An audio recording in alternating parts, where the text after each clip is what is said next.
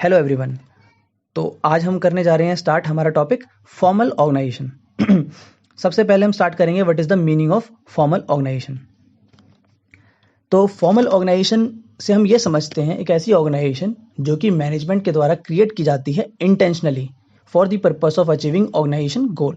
Organisation के goal को achieve करने के लिए जब मैनेजमेंट एक ऐसी ऑर्गेनाइजेशन क्रिएट करती है जिसका पर्पस क्या होता है, ऑर्गेनाइजेशन के गोल को अचीव करना और सिस्टमैटिकली और एफिशिएंटली ऑर्गेनाइजेशन के गोल को अचीव करना, वो ऑर्गेनाइजेशन फॉर्मल ऑर्गेनाइजेशन कहलाती है। ठीक है। अब फॉर्मल ऑर्गेनाइजेशन बनाने के लिए मैनेजमेंट को क्या क्या करना होगा। मैनेजमेंट को जितने भी इंडिविजुअल्स हैं एक ऑर्गेनाइजेशन के अंदर, उन जो भी एम्प्लॉयज़ हैं, उन सभी की जॉब को क्लियरली स्पेल आउट करना होगा, उनको क्लियरली डिफाइन करना होगा कि हर एक इंडिविजुअल्स के द्वारा क्या काम किया जाएगा।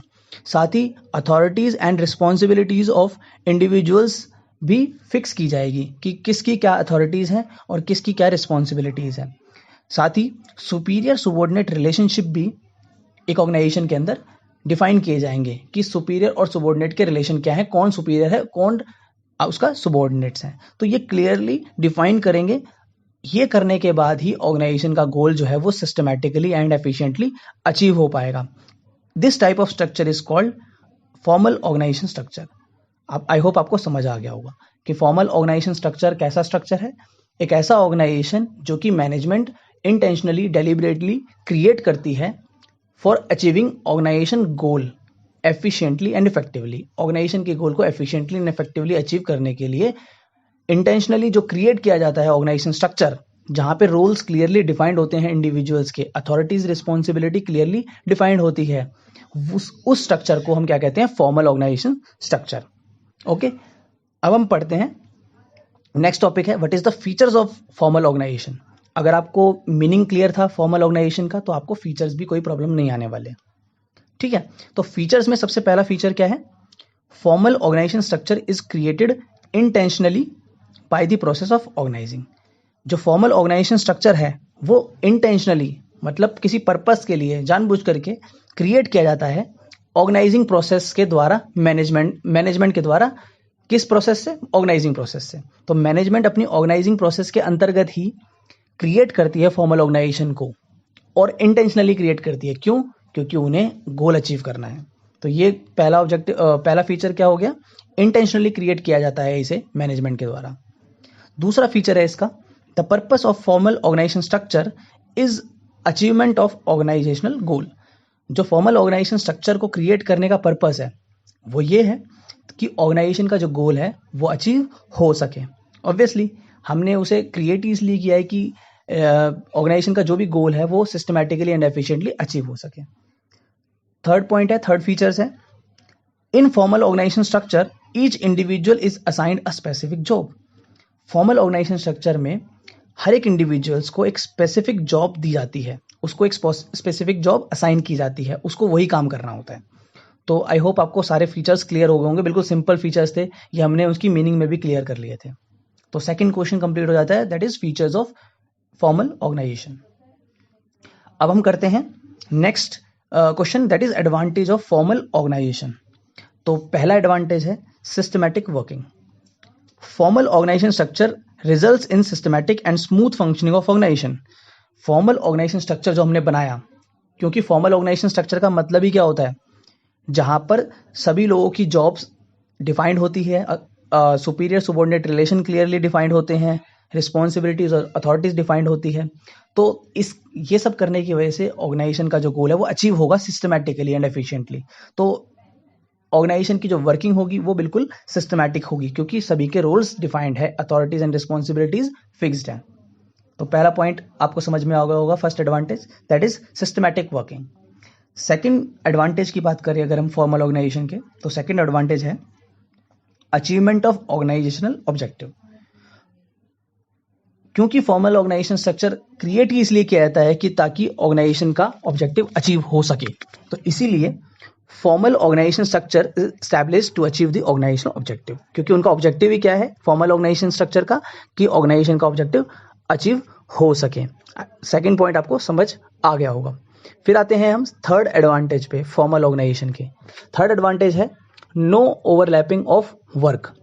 फॉर्मल ऑर्गेनाइजेशन जो होता है वहां पर क्योंकि सिस्टमैटिकली डिवाइड होती है हर एक जॉब, हर एक पोजीशन को क्लियरली डिफाइन किया जाता है कि किसको क्या काम करना है, कौन सुपीरियर है, कौन सबॉर्डिनेट है। It is very clearly defined in formal organisation, so there is no chances of overlapping of work in formal organisation. Formal organisation में ओवरलैपिंग होना मतलब काम एक ही काम को कई लोग कर रहे हैं, ऐसा होने के चांसेस नहीं होते हैं। क्यों? क्योंकि फॉर्मल ऑर्गेनाइजेशन में ये क्लियरली डिफाइंड रहता है कि किसके क्या काम है, तो चांसेस नहीं है कि एक ही काम को कई सारे लोग कर रहे हैं, तो ओवरलैपिंग के चांसेस फॉर्मल ऑर्गेनाइजेशन में नहीं है, राइट। तो ये आपको एडवांटेज क्लियर हो गए होंगे फॉर्मल ऑर्गेनाइजेशन के। अब एडवांटेज है तो शायद कुछ डिसएडवांटेज भी हो सकते हैं, तो हम देखेंगे डिसएडवांटेज क्या है। तो फॉर्मल ऑर्गेनाइजेशन के कुछ डिसएडवांटेज हैं, जिसमें पहला डिसएडवांटेज है हमारा डिले इन एक्शंस।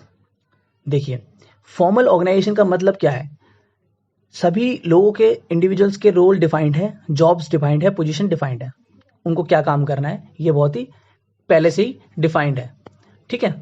तो जब रोल्स डिफाइंड है, पोजीशंस डिफाइंड है, तो किसी भी ऑर्गेनाइजेशन के अंदर अगर कम्युनिकेशन करना है या ऑर्डर देना है किसी को, टॉप मैनेजमेंट को, तो वो सीधा एम्प्लॉइज को ऑर्डर नहीं देती है, या कुछ कम्युनिकेट करना है वर्कर्स को तो वो सीधा टॉप मैनेजमेंट को कम्युनिकेट नहीं करते हैं। एक चेन डिफाइंड होती है कम्युनिकेशन के लिए।